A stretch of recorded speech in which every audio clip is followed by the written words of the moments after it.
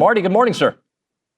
What's up, brother? How you doing today? Happy Labor Day. Happy Labor Day to you. Thanks for joining us here on the show. So let's maybe do one big SEC takeaway, and then we'll kind of break down some games. What'd you think of the weekend from what we saw from SEC teams? I think the teams that opened with elite opponents will be very well prepared moving forward. And I know you want to kind of go through them game by game, but just on the surface, Ohio State's defense was incredible. Arch Manning is fine.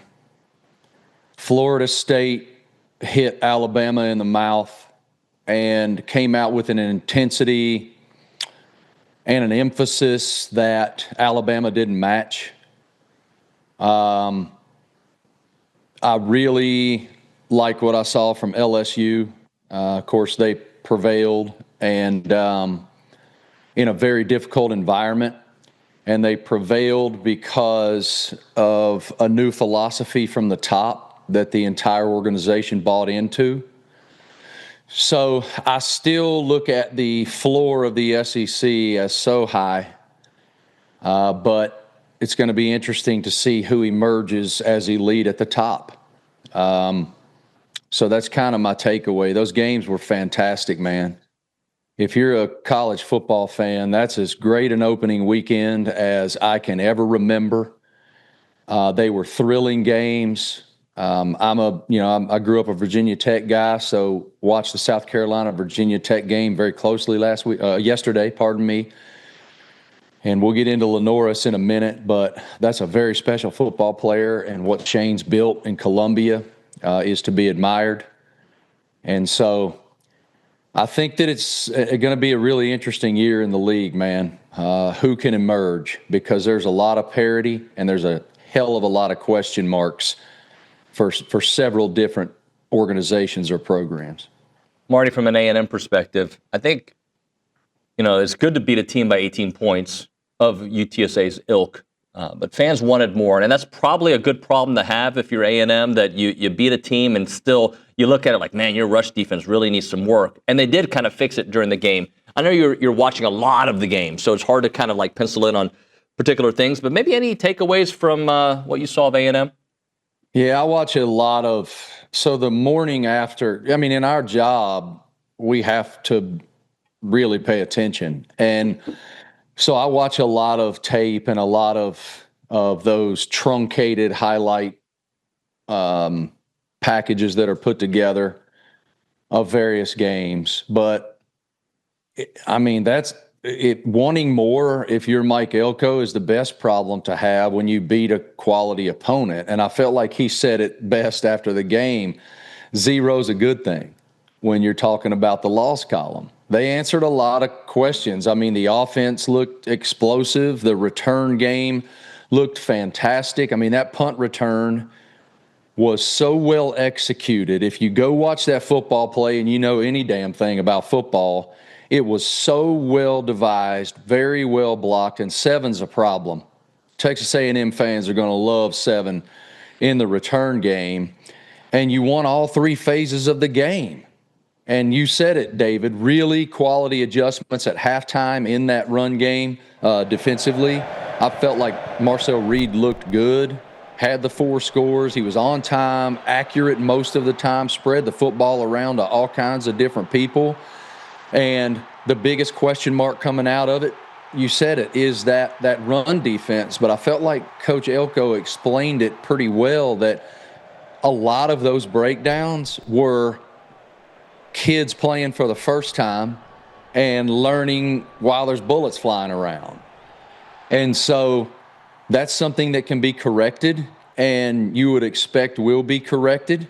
And so I think there's reason for great optimism in College Station. Marty, let's talk about the Texas-Ohio State game. Arch struggled initially. I thought he looked fantastic towards the end of that game. He did. What was more impressive, or what stood out more, I should say, Arch's early struggles or maybe Ohio State's defense? It's the latter. Look, Arch is fine. He's fine. He's a great football player. He's a great young man. The hype train was egregious. We fall all over ourselves building people up, and then we froth at the mouth to tear them down. It's just stupid. Credit goes to Matt Patricia and the Ohio State Buckeyes because they made his life hell. Sonny Styles, Caleb Downs, two of the best football players in the country, and those guys in red flew to the football with an intensity and bad intentions when they got to the point of attack for 4 quarters. It was a clinic. 4 Texas drives ended as 4 and outs, turned it over on downs. So respect goes to them. And it's all still right in front of Texas. They didn't play an inferior opponent. They played the defending national champions who just reload. And so I personally think all that credit goes to Matt Patricia and Ryan Day and that defensive side of that football for Ohio State. I just feel like they looked really impressive. Arch certainly was out of sorts early in that game. But people expecting him to be Peyton got to remember, like, this is his first real go at it. He had a couple goes last year at home. This is the most hyped. I don't remember a game, especially in the first game of the season, that had this kind of juice around it. And so he's fine. He's fine. Talking to Marty Smith here on TexAgs Live. Marty, the LSU defense, they proved something to me, and they needed to. What did you think about the way they held Clemson in check, especially in that second half? Yeah, 12 yards rushing. I mean, Clemson had 12 yards rushing in the second half, and I think the number's 31 or 35 or something overall. And I think that Brian Kelly and his group, with that shift that I mentioned earlier, Brian Kelly's never been a 1-0 leader, ever. And he said to Ryan McGee and myself, and probably you as well, anybody with whom he spoke at SEC Media Days back in July, that he put great emphasis on shifting that for the first time. He made himself uncomfortable. We're not going to look at totality. We're going to look at week 1. And, of course, the players come out. There was much hoopla and to do about them having 1-0 shirts on during warm-ups. But that, for young people, that messaging is very important. And it landed well. And I felt like, just from a schematic perspective, that Blake Baker was able to use Harold Perkins. On another show last week, I was discussing with the hosts who we all three felt like was the most important player in that game. And they chose quarterback and they chose offensive lineman. I said Harold Perkins. And the reason I felt that way was because he's healthy for the first time in a long time. Of course, he tore that ACL last year. And he's in this star position where he can use his athleticism, because he has athleticism that is very rare. And he was able to spy Cade Klubnik and mitigate Cade's incredible athleticism in the run game for the most part. They kept him out of rhythm. It was just a fantastic performance by Blake Baker and that whole group. And I think that America was introduced to Mansour Delane, whom I knew about because he was a Virginia Tech guy prior to jumping in the portal and going down to Baton Rouge. Everybody's going to know that name by the end of the season. Just a fantastic job by that defensive side, and I was really impressed with Nussmeier, too, on the other side of the football. Great command. They're a problem, dude. Marty, Kalen DeBoer's lost 4 games to unranked teams. I believe Nick Saban in his entire time at Alabama lost 4 to unranked teams. The physicality that Florida State brought to that game, I didn't expect it. from a Florida State perspective, and I didn't expect for Alabama to be pushed around like they were after that first drive. What did you think of what we're seeing? Actually, let me ask you that. What are we seeing from Alabama? I was surprised. To me, again, that was the biggest surprise of the weekend for me, because you have a football team in Tuscaloosa that does have some veteran pieces, guys like Deontay Lawson and that group on the defensive side of the ball. And Florida State that was a hell of a statement by Mike Norvell and his guys, and Tommy Castellanos. Of course, there's that quote during the offseason, we're not scared of them. And everybody was like, and Alabama's response was, it'll be dealt with on the field. And Florida State was just better. And so Alabama, as I said about Texas, it's still all right in front of Alabama. They have a lot of stuff that they have to do better. And really, to me, that starts with intensity. I wasn't there. I was watching on TV just like y'all were. But you could sense that there was a different level of intensity on one side versus the other. And I don't know why. And, DeBoer took it on his shoulders. He said, that's on me. And I'll be really fascinated to see what adjustments are made there. And if they can, if this is a lesson, because it certainly should be. Marty, knowing Virginia Tech the way you do, I'll just share this with you. I, at SEC Media Days, was like, I believe LaNorris Sellers is great, but I think he's going to take a step back because some of the players around him and that defense is not going to be as good. That defense was just as good, and LaNorris was just as good or better, and Nicholas Harbor is a beast. Yeah, just a stud, man. Just what about that game? I just marvel at LaNorris Sellers' command. What you noticed yesterday against Virginia Tech was confidence and competitive stamina. And the most important thing a quarterback can have is self-confidence, because with self-confidence comes playing free, and man, did he play free. He knew exactly what Virginia Tech wanted to do, and time and again he took advantage of them, and he got better as the game progressed. His strength in the design quarterback run game is one of the most potent weapons in the country this season. And if they can keep him healthy, there's been a lot of hype around him too, entering this season. He's really shot to the top of a lot of draft boards and a lot of Heisman lists. And man, did he meet the call yesterday. And Virginia Tech's better than I thought they were. They were really physical yesterday. They couldn't score any points, but hopefully they can clean that up. Kyron Drones, of course, has been there for several years, and there's a lot of expectation on him, and he missed a lot of throws yesterday, but they could be a problem for people if they can clean that up. But, yeah, South Carolina impresses me, and Shane Beamer, what he's done there. I had a buddy over last night, and we were having a bunch of cold beers watching that Notre Dame-Miami game. Took the boat out, took our wives out, gorgeous sunset on Lake Norman. And we came back to watch that game, and he's a huge Clemson guy. And I said to him, because he was asking me about great coaches, and I said, Shane.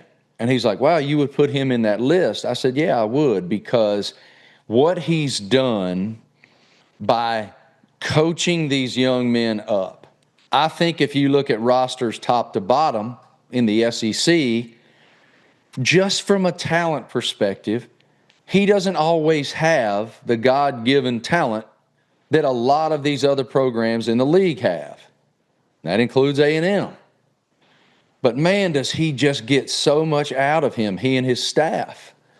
He and his staff. And so I think he's done such a great job, and we'll see where they end up, but that was a really nice start, and Sellers was every bit of the hype yesterday.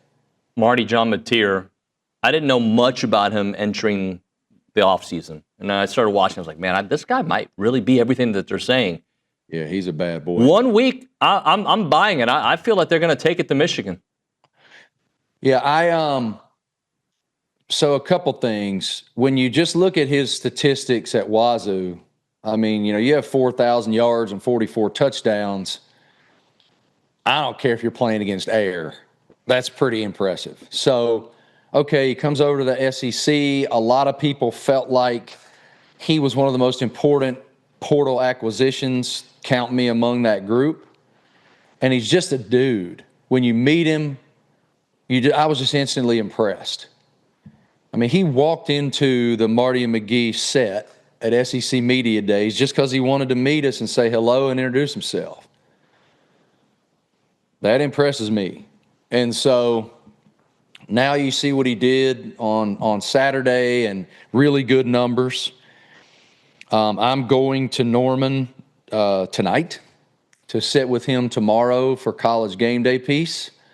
And I look forward to diving deeper into who he is and why he is. But I think it's all there for him to be the next great OU quarterback.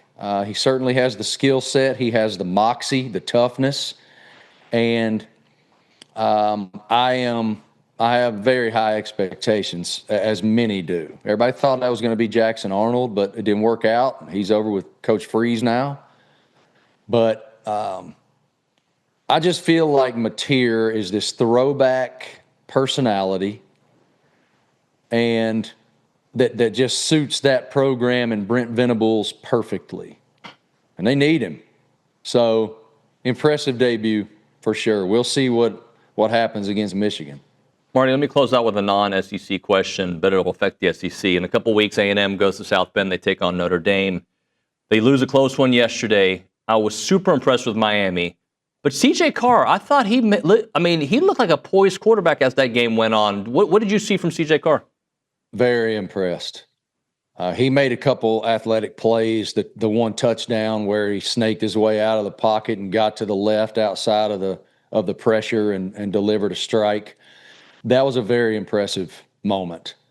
And they played a really good team. I mean, I was so impressed with Miami and their physicality, and really happy for Carson Beck, really happy for him.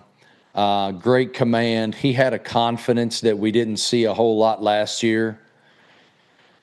And I think a lot of that confidence comes from when you are, when the expectations are so high and there's a lot of criticism from a lot of different avenues coming at you.